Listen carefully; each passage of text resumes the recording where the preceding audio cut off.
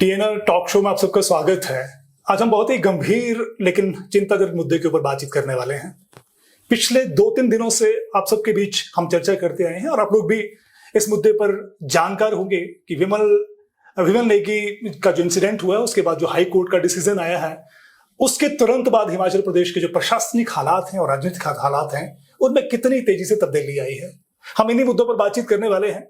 आज के अगर हम वर्तमान हालातों की बात करें और विमल नेगी इंसिडेंट की बात करें, आप सबने देखा है कि उसकी जांच के लिए 3 तरह की रिपोर्ट्स आई थी। एक रिपोर्ट एसपी शिमला की तरफ से आई थी, दूसरी रिपोर्ट डीजीपी हिमाचल प्रदेश की तरफ से आई थी और तीसरी रिपोर्ट एडिशनल चीफ सेक्रेटरी की तरफ से आई थी। अब चिंताजनक बात यह है और थोड़े से जो हालातों के ऊपर सवाल खड़ा करने वाली बात है कि इन रिपोर्ट्स के बाद जो हाई कोर्ट ने डिसीजन दिया है, उस डिसीजन के बाद अगले ही दिन एसपी शिमला प्रेस कॉन्फ्रेंस करते हैं और प्रेस कॉन्फ्रेंस करते ही नहीं है बल्कि गोला बारूद बम्बार्डमेंट करना शुरू कर देते हैं। और उनके जो बम्बार्डमेंट के में जो निशाने पर थे, उनके अपने ही boss director general of police Himachal Pradesh उनको निशाने पर ले लेते हैं। यही नहीं रुकते हैं, हिमाचल प्रदेश के जो प्रशासनिक मुखिया हैं, चीफ सेक्रेटरी हिमाचल प्रदेश, उन पर भी गोले बारूद दाग देते हैं। और यही रुकते नहीं है, वो हिमाचल प्रदेश की राजनीति के कुछ एक राजनेताओं को भी निशाने पर ले लेते हैं। ऐसा हिमाचल प्रदेश में पहली बार हुआ है कि पुलिस ऑफिसर अपने ही सीनियर्स को और पॉलिटिशियंस को निशाने पर लेता है। ये अलग तरह की हालात बयां करता है कि आखिर हिमाचल प्रदेश की जो सिस्टम है, एडमिनिस्ट्रेटिव सिस्टम और पॉलिटिकल सिस्टम है, वो कौन सी डायरेक्शन में जा रहा है। इन्हीं मुद्दों पर आज हम बातचीत करने जा रहे हैं। गंभीर स्थितियां हैं, चिंताजनक स्थितियां हैं और इन मुद्दों पर चर्चा करने के लिए हमारे एक्सपर्ट हमारे बीच पहुंच गए हैं। हम बात करेंगे गोपालपुरी जी से, हम बात करेंगे सुनील चड्ढा जी से। शुरुआत चड्ढा जी आपसे ही करते हैं।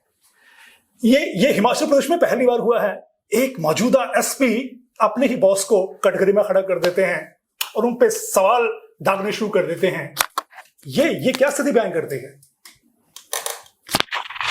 विजय जी, ये जो एसपी ने प्रेस कॉन्फ्रेंस की है और उसके बाद आपने देखा होगा कि कल जयराम जी ने भी प्रेस कॉन्फ्रेंस की, जो नेता प्रतिपक्ष हैं सुधीर शर्मा ने प्रेस कॉन्फ्रेंस की और राजेंद्र राणा ने लाइव जुड़े और कुछ और नेताओं ने, मतलब पूरा विपक्ष जो था, एक तरफ वो गोला बारूद जो आपने बात की ना, वो गोला बारूद से उन्होंने सरकार पे मारा है पूरी तरह से।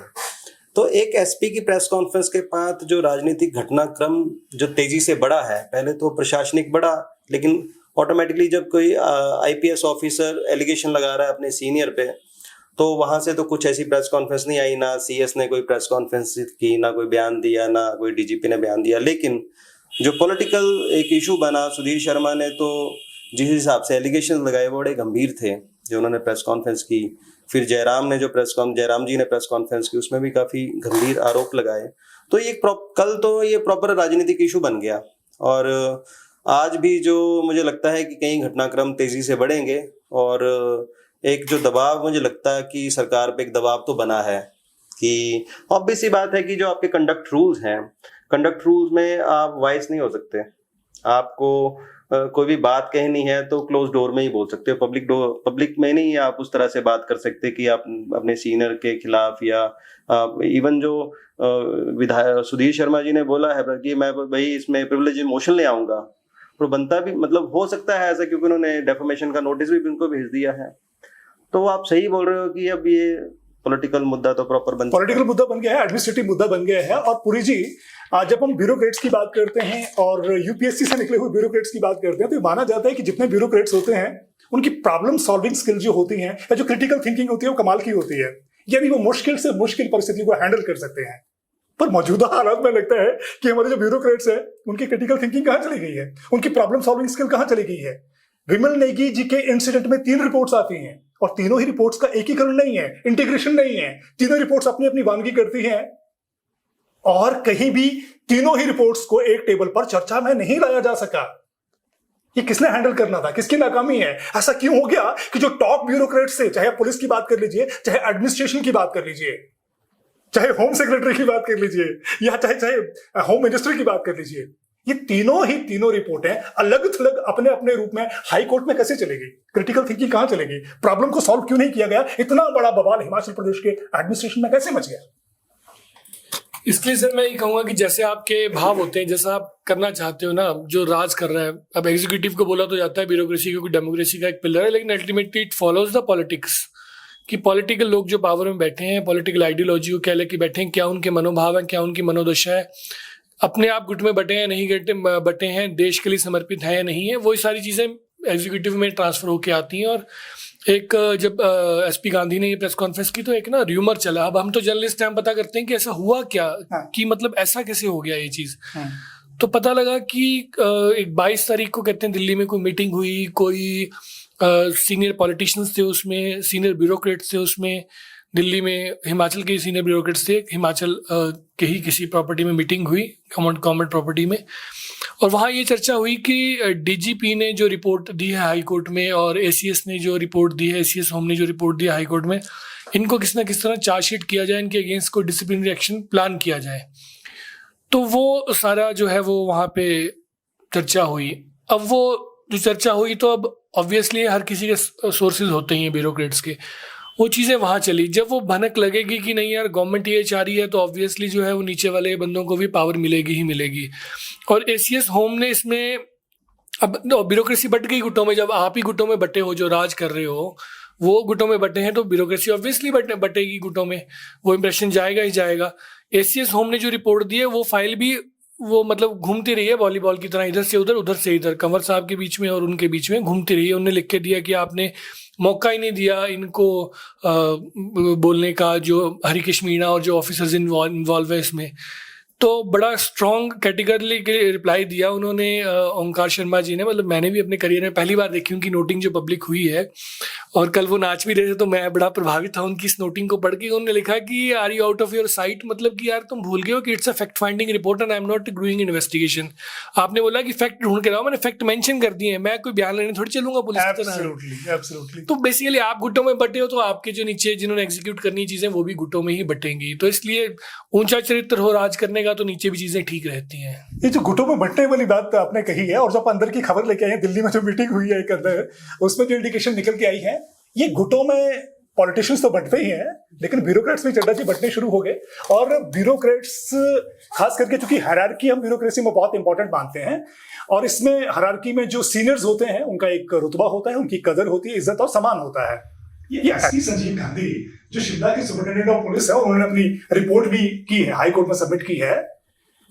उनको इतनी ताकत कहां से मिल रही है कि अपने सुपर बॉस जो उनके सुप्रीम कमांडर हैं, डीजीपी, उनको दहाड़ने शुरू हो गए हैं, चीफ सेक्रेटरी को दहाड़ने शुरू हो गए हैं, और विपक्ष को भी अपने निशाने पे ले रहे हैं। ये कोई, मुझे लगता है कोई ब्यूरोक्रेट या कोई पुलिस ऑफिसर इस तरह का बर्ताव कर सकता है। कहीं ना कहीं से उनको पावर मिल रही होगी, ताकत मिल रही होगी। कौन कौन से सोर्स हैं, आपके सोर्स क्या बोलते हैं उनको? ताकत का जो सोर्स है वो क्या है? देखो, ताकत तो मुझे लगता है कि दो ही तरीके होते हैं, या ओवर कॉन्फिडेंट आदमी हो जाता है, हाँ। या ऑब्वियस सी बात है कि आपको कहीं ना कहीं से एक प्रोटेक्शन है। अब एज अ जर्नलिस्ट कई बार हमने कोई कमेंट लेना है, मान लिया कोई घटना ऐसी हो जाती है, चाहे वो हेल्थ डिपार्टमेंट है, चाहे वो कोई भी डिपार्टमेंट है, तो हम किसी ऑफिसर को फोन करते हैं तो वो ऑथराइज नहीं होता है, बोलता है यार आई एम नॉट ऑथराइज्ड। एब्सोल्युटली। जैसे मान लिया कि मैं किसी बीएमओ को फोन करूं कि आप की घटना में 4 लोग मर गए, करेक्ट, किसी वजह से, कोई डायरिया से मर गए किसी वजह से, तो हम उनको कौन को, तो वो बोलेंगे मैं ऑथराइज नहीं हूँ, लेकिन मैं आपको जानकारी दे रहा हूँ या दे रही हूँ, लेकिन वो बोलेंगे ऑथराइज सीएमओ है ना। तो ऐसे कोई ना कोई ऑथराइज रहता है। तो अब वही बात होगी कि पावर जो है, मतलब जो एक सिस्टम है पावर का, कि पावर तो आपको सरकार ने, एक सिस्टम ने दे रखी है, लेकिन अब जो चीजें खत्म हो गई हैं, धीरे धीरे खत्म हो रही हैं, कि अब जो गुटबाजी हो गई है ब्यूरोक्रेसी में, वो काफी टाइम से अब चलना शुरू हो गई है। पिछली गवर्नमेंट में भी थी थोड़ी बहुत, लेकिन चड्डा जी, जो ब्यूरोक्रेसी होती है वो हमारे प्रदेश की जो सिस्टम होता है उसकी जान होती है, बैकबोन होती है। अगर ब्यूरोक्रेसी में इस तरह की उथल पुथल होनी शुरू हो जाएगी, हमारा सिस्टम चरमरा जाएगा। कौन किसकी बात सुनेगा? लॉ एंड ऑर्डर कैसे मेंटेन होगा? पॉलिसीज कैसे इंप्लीमेंट हो जाएंगी जब जो जूनियर हैं अपने सीनियर्स की बात नहीं सुनेंगे? और सीनियर्स अगर कंफर्टेबल नहीं होंगे, उनमें कॉन्फिडेंस कहां से आएगा एग्जीक्यूशन करने के लिए? ये संकेत सिस्टम के लिए, इस तंत्र के लिए, विधान पालिका के लिए कोई बड़े सुखद और पॉजिटिव नहीं लग रहे हैं। क्या लगता है आपको? नहीं, वो बात आपने ठीक की कि आर्मी है, आर्मी में अगर लड़ाई चल रही है तो सेनाध्यक्ष जो बोलेगा वो माना जाता है। अब उसको आप कंट्राडिक्ट करना शुरू कर दोगे तो फिर तो वो युद्ध भी क्या लड़ेंगे। एब्सोल्युटली, तो एक तरह से ये युद्ध है, एकदम से युद्ध है, बिल्कुल एक तरह से युद्ध है। उस युद्ध में क्या है कि जनता की रखवाली करनी है आपने, जनता की वेलफेयर के लिए स्कीम्स बनानी है, जनता के वेलफेयर के लिए काम करना है। तो वो युद्ध करना है आपने पब्लिक के वेलफेयर के लिए। तो उसके लिए जो नेता है, पॉलिसी मेकर्स हैं, उनका काम है नीति बनाना कि जनता के कल्याण के लिए क्या क्या बेस्ट नीतियां हो सकती हैं, उसको सदन तक लेके जाना, उसमें चर्चा विचार विमर्श करना। उसके बाद जो सदन में कानून पास होता है कोई भी वेलफेयर के लिए, फिर उसका काम है कि जो कार्यपालिका है, जो ऑफिसर्स हैं, उनका काम है कि उसको एग्जीक्यूट करना, आम जन तक लेके जाना, जमीन तक लेके जाना। तो उनका काम होता है कि जो सदन में कोई चीज बात, जो हमारा एमएलए है, जो हमारा एमएलए है, एमपी है ना, तो उनकी बात को एग्जीक्यूट करना है उन्होंने, उनका यही काम है बेसिकली। तो अगर पब्लिक उनके पास जाती है तो भी पब्लिक को वो सुनते हैं, और कुछ काम ऐसे होते हैं फिर उन्हीं के पास भेजते हैं, एमएलए के पास भेजते हैं, एमपी मतलब कैबिनेट के पास भेजते हैं। तो उनका काम है एग्जीक्यूट करना। अगर वो पॉलिटिक्स करना शुरू कर देंगे ना तो फिर काम खराब हो जाएगा। इसका मतलब ये है कि ब्यूरोक्रेसी में अगर पॉलिटिक्स आ जाएगी तो ब्यूरोक्रेसी इस तंत्र को मजबूत नहीं कर पाएगी। ब्यूरोक्रेसी में पॉलिटिक्स बहुत हावी हो चुकी है। ब्यूरोक्रेसी में क्या है कि जब कोई गवर्नमेंट अब बन रही है तो ऑफिसर्स चाह रहे हैं कि भाई हम आप ही हम तो कांग्रेस के हैं, कोई बोलेगा हम जैसे बीजेपी आ जाएगी तो बीजेपी के हैं आगे की, ताकि उनको की पोस्ट मिल जाए। This is a problem. पहले क्या रहता था कि ऑफिसर्स को जो सिखाया जाता है वो यही सिखाया जाता है कि आपका जो सरकार है, आपने सरकार के हिसाब से चलना है, चाहे सरकार ABCD कोई भी है, आप उसका आदेशों का पालन करोगे, उसके जो रिप्रेजेंटेटिव हैं उनके आदेशों का पालन करोगे। जैसे ही वो जाते हैं आप नए के हो जाओगे, आप किसी के नहीं हो भाई, आप सरकार के हो। आप सरकार के। और आपने बड़ी इंपॉर्टेंट बात बोली है कि ये सिखाया जाता है कि आपको अपने जो सीनियर्स हैं उनकी बात माननी है, उनके आदेशों का पालन करना है। चड्ढा जी, ये जो SP शिमला का जो रवैया रहा है, प्रेस कॉन्फ्रेंस करके जिन्होंने अपने सीनियर्स को कटघरे में खड़ा किया है, अगर ये जो ट्रेंड है, ये पुलिस की बात करें या ब्यूरोक्रेसी की बात करें, मुझे लगता है कहां तक लेके जाएगा अगर कल को। और जैसे SP शिमला बोल रहे हैं कि मैं बिल्कुल ठीक बोल रहा हूं, सत्यनिष्ठा से बात कर रहा हूं, हर व्यक्ति यही बोलता है मैं सत्यनिष्ठा से बात कर रहा हूं, फिर गलत है कौन? कल को पुलिस के कांस्टेबल भी बोलेंगे मैं ठीक हूं जी, मेरा जो SHO ये गलत है, SHO बोलेंगे नहीं जी DSP गलत है, मैं ठीक हूं, DSP अपने SP को बोलेगा मैं ठीक हूं जी, SP गलत है। अगर इस तरह की हवा चलनी शुरू हो गई जमीन से लेके ऊपर तक, सिस्टम कहाँ रहेगा, जिसको लेके आप अक्सर चिंतित रहते हैं? नहीं सर, उसमें मैं एक चीज कहूंगा, इसमें ना मतलब मेरा थोड़ा सा पॉइंट डिसएग्री करता हूँ इसमें। मैं जनता में चलो जो भी चला है, जो भी उन्होंने किया, लेकिन एक आदमी ने अगर जीना है ना तो उसका स्टैंड होना चाहिए। इधर ही इज राइट और इधर ही इज रॉन्ग। स्टैंड पे यदि जिएंगे ना अपने तो थोड़ा सा सेटिस्फेक्शन रहती है अंदर, और जीना भी ऐसे ही चाहिए। और मैं थोड़ा सा इसमें थोड़ा सा मैं पक्ष लेता हूँ गांधी जी का कि चाहे वो गलत है चाहे सही है, मैं वो नहीं बोलता, लेकिन उस आदमी ने स्टैंड लिया और मतलब इतना डेयरिंग आके बोला उसने, मैं जिसने किसी की हिम्मत नहीं थी। अब इसमें गलत वो चीज़ें हैं कि चलो सीनियर ब्यूरोक्रेसी नहीं बोलना चाहिए, ये नहीं करना चाहिए, वो जो सारी बातें चली हैं, लेकिन जो जनता से इशू जुड़ा हुआ हो उसको सर मीडिया का क्या रोल है, मतलब क्यों आपको रहना चाहिए ट्रांसपेरेंट, और मीडिया को क्यों बल देना चाहिए? होता क्या है कि ये जनता से जुड़ा मुद्दा है विमल नेगी जी का, और लोगों के अंदर ना गुस्सा पनप रहा है। आपको याद होगा निर्भया कांड कब हुआ है, यूपीए की गुड़िया कांड, उसके बाद हिमाचल में, हाँ वो सरकार बदल गई। सर उसमें प्रॉब्लम क्या होती है कि गवर्नमेंट के लोगों के अंदर ना गुस्सा पनपता रहता है। मीडिया में यदि वो इंटरेक्शन चलती रहती हैं, गवर्नमेंट अपनी कम्युनिकेशन करती रहती है पब्लिक से जुड़े मुद्दों को लेकर, तो लोगों का एक वो एंगर बस्ट हो जाता है, खत्म हो जाता है। अब यहाँ प्रॉब्लम ये हो गई है कि विमल नेगी जी के मामले में गवर्नमेंट की तरफ से कभी कोई बोल ही नहीं रहा है। अब जो बोले तो वो गांधी जी बोले और ऐसा बोले कि उन्होंने सब कुछ हिला के रख दिया। तो एक तरफ तो ये है कि चलो उन्होंने स्टैंड लिया और चीज़ें सारी सामने लाया मीडिया को लेके। दूसरी तरफ ये चीज़ है कि अपनी सीनियर ब्यूरोक्रेसी को और जो पॉलिटिक्स में जो उन्होंने सुरेश शर्मा जी को वो सारा किया, वो अब उनकी अपना विवेक है कि उन्होंने क्यों ऐसा किया, वो तो वही जाने। लेकिन मेरा ये मानना है कि गवर्नमेंट को ट्रांसपेरेंट होना चाहिए और मीडिया को ना दबाना नहीं चाहिए कभी भी। दे शुड कम्युनिकेट कि वो क्या कर रहे हैं क्या नहीं कर रहे हैं।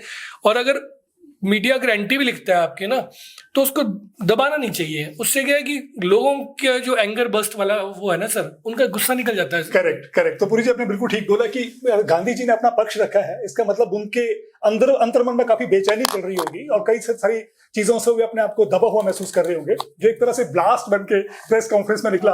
और वो ब्लास्ट ऐसा हो कि भूचाल आ गया हिमाचल प्रदेश की जो अफसरशाही राजनीति भी दोनों में। आज सवाल ये है कि अब जो हालात खड़े हो गए, अगर आप सोशल मीडिया को ट्रैक खंगालेंगे थोड़ा सा, उसमें अपना संजीव गांधी जी के लिए बहुत सारी सहानुभूति दौड़ रही है और उनको बहुत, जिसे कहते हैं कि पब्लिक सेंट्रिक ब्यूरोक्रेट के रूप में प्रस्तुत किया जा रहा है। लोगों में बहुत सपोर्ट है उनके लिए, पर ये जो सपोर्ट है ये कहाँ लेके जाएगी? उनके लिए सपोर्ट है और डीजीपी के लिए थोड़ा सा डिफरेंट तरह का ओपिनियन निकल के आ रहा है।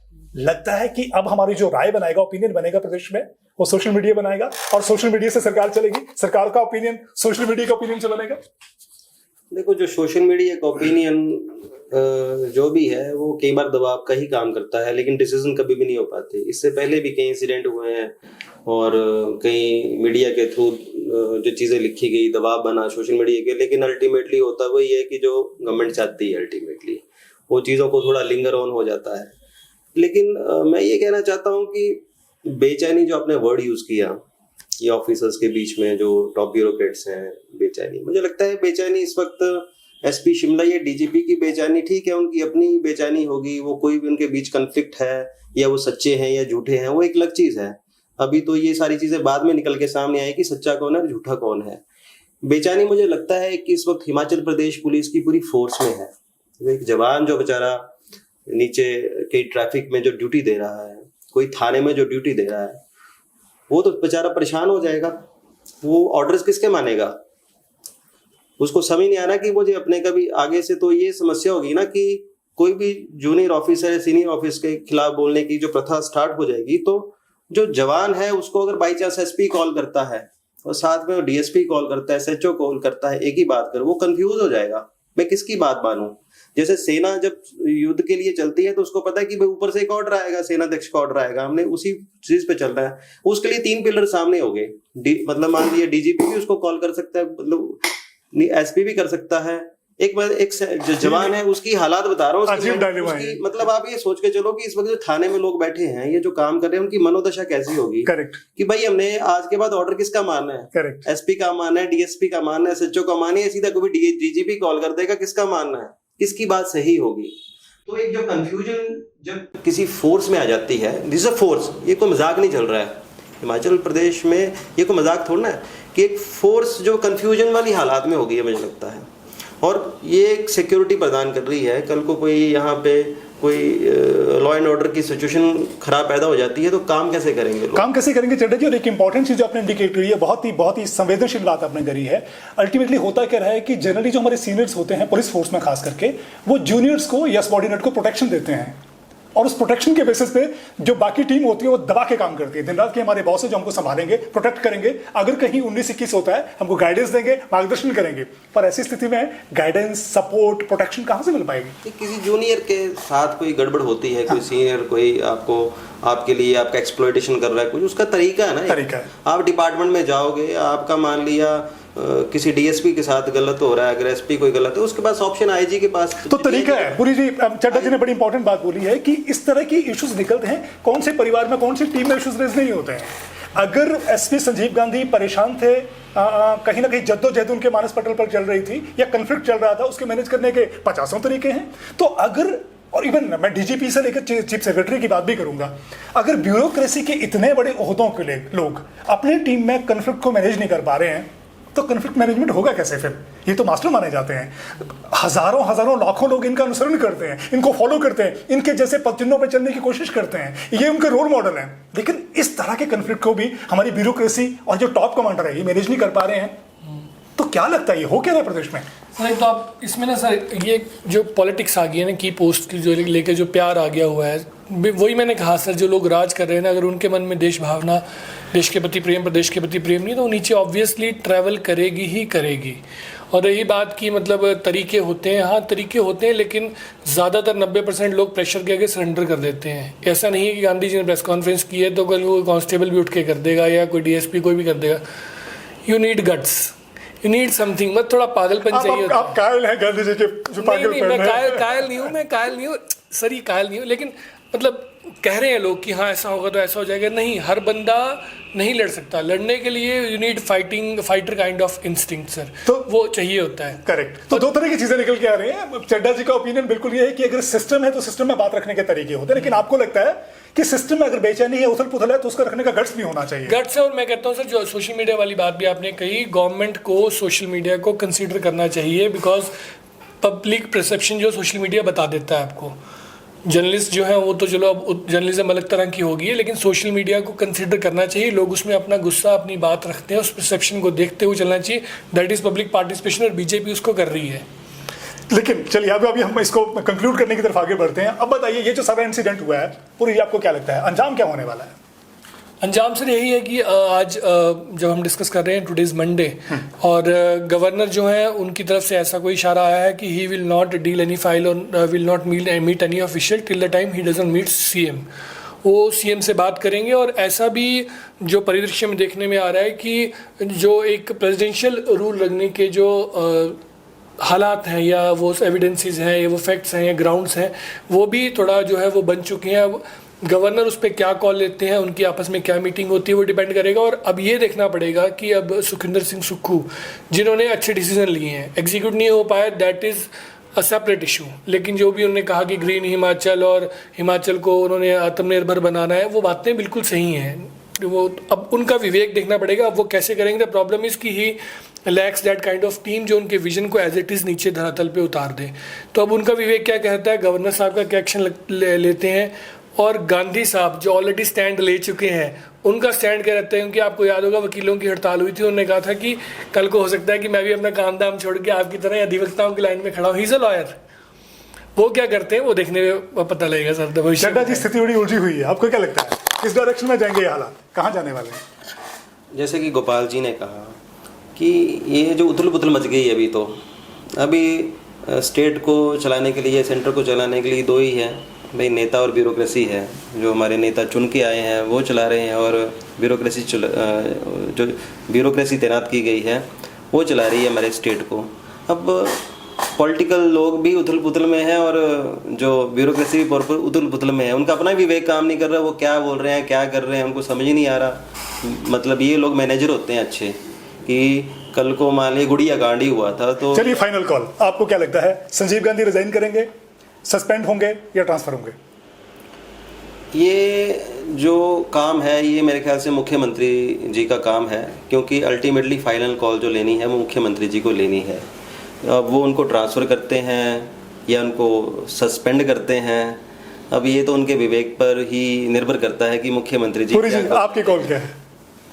सर वो सारा अभी चीज़ें निर्भर करेंगी। मैंने वही कहा कि गांधी, आप अपने तजुर्बे के बेसिस पर क्या एज्यूम करते हैं कि किस डायरेक्शन में? आई थिंक कि मुझे लगता है कि गवर्नमेंट उनको अकोमोडेट करेगी कहीं ना कहीं। ये मैं एक वे गैसे अब दे रहा हूँ, क्योंकि उसका रीज़न है मेरे बोलने का।